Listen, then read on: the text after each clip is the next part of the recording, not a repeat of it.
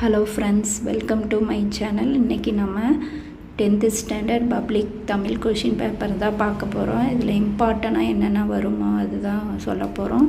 So கண்டிப்பாக இந்த questions படிச்சுக்கோங்க. ரிப்பீட்டட் கொஷின்ஸும் கேட்பாங்க, 50% கேட்க வாய்ப்பு இருக்குது. வாங்க வீடியோக்குள்ளே போகலாம். First part 1 mark. ஸோ இது புக் பேக்கிலேருந்து தான் கேட்பாங்க. ஸோ எல்லா இயரில் இருக்கிற புக் பேக் 1 மார்க் கொஷின்ஸ் எல்லாமே நல்லா படிச்சுக்கோங்க.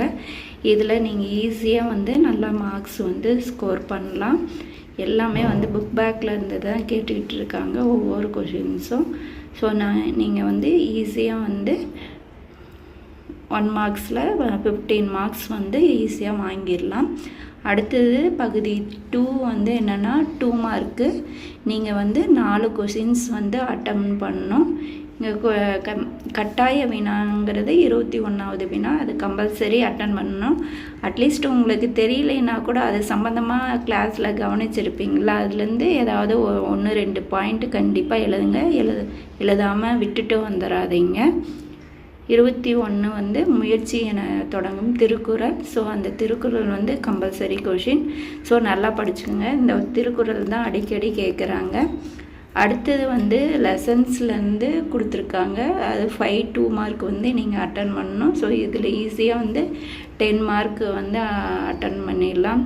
இதில் எல்லாமே ஈஸியாக 1 மார்க்ஸ் மாதிரி தான் எல்லாமே.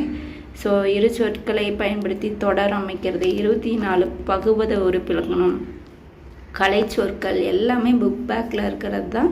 ஸோ நீங்கள் ஈஸியாக அட்டன் பண்ணிடலாம். இதில் 5 கொஷின்ஸ் மட்டும் நீங்கள் அட்டன் பண்ணாத போதும். அடுத்து பகுதி 3 3 மார்க் கொஷின்.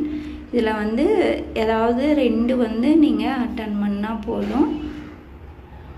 29, 30, 31 3 கொஷின்ஸ் கொடுத்துருக்காங்க. ஏதாவது 2 அட்டன் பண்ணால் போதும்.